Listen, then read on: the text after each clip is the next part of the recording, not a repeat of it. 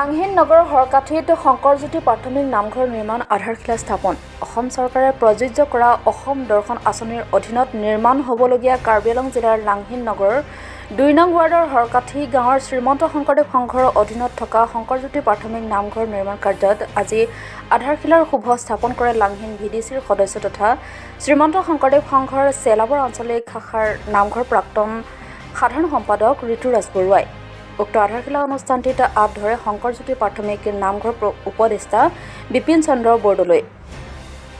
উল্লেখ্য যে শংকৰজ্যোতি প্ৰাথমিক নামঘৰ নিৰ্মাণৰ বাবে ভূমি দান কৰে হৰকাঠি গাঁৱৰ জয়দেৱ দাসে।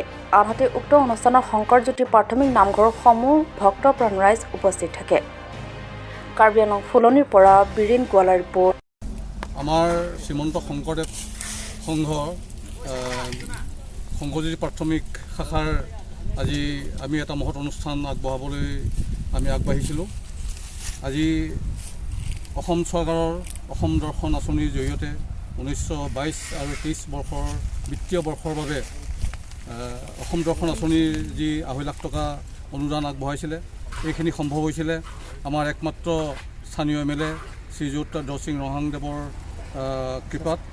আৰু তেখেতে এই বিষয়ে আমাৰ যে এটা নামঘৰৰ অভাৱ, এই বস্তুখিনি অৱগত কৰাইছিলে আমাৰ এই চেলাবৰ আঞ্চলিক শাখাৰ প্ৰাক্তন সম্পাদক শ্ৰীযুত ঋতুৰাজ বৰুৱাক জনাই আজি অসম চৰকাৰৰ যি টকাটো আমাৰ প্ৰাথমিকলৈ আহিছিলে, আজি যদিও আমাৰ দেৰি হৈছে যদিও আমি আজি মূৰকত আমি লাই সূতা পাতিবৰ কাৰণে অনুষ্ঠানটো লাই সূতা পতাৰ যিটো অনুষ্ঠান আজি আমি আয়োজন কৰিব পাৰিলোঁ, এইটো কাৰণে আমি ভগৱানৰ ওচৰত আৰু আমাৰ প্ৰাথমিক শাখাৰ সমস্ত বাপ আই মাতৃৰ সহায় সহযোগিতাৰ কাৰণে এইটো সম্ভৱ হৈছিলে।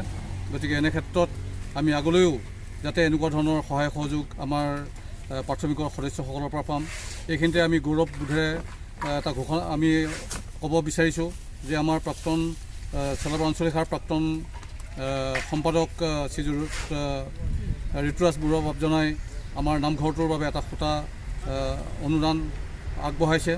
এই চেগতে তেখেতলৈ আমি অশেষ ধন্যবাদ আৰু কৃতজ্ঞতা জ্ঞাপন কৰিছোঁ।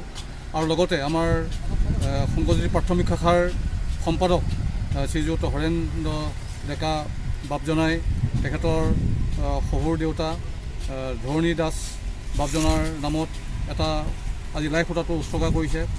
গতিকে তেখেতসকলকো আমাৰ প্ৰাথমিক শাখাৰ পৰা সকলো সদস্য বাপজনাই তেখেতসকলক অন্তৰেৰে তেওঁলোকৰ ধন্যবাদ জ্ঞাপন কৰিছে আৰু ভগৱানৰ ওচৰত প্ৰাৰ্থনা জনাইছে যাতে তেখেতৰ পৰিয়ালটো ভৱিষ্যতে যাতে সুখ শান্তিৰে যাতে অতিবাহিত কৰিব পাৰে আৰু লগতে যাতে ভৱিষ্যতেও আমাৰ এইদৰে ৰাজহুৱা অনুষ্ঠানত দান বৰঙণি দিবৰ কাৰণে যাতে ভগৱানে মনোবল দিয়ে, তাৰে কামনা কৰিছোঁ।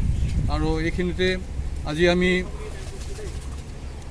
আমাৰ যিসকল বাপ আই মাতৃ সমস্তই আজি আমাৰ এই অনুষ্ঠানভাগিত সহায় সহযোগ কৰিলে, তেখেতসকলে আমি অশেষ ধন্যবাদ আৰু কৃতজ্ঞতা জ্ঞাপন কৰিছোঁ।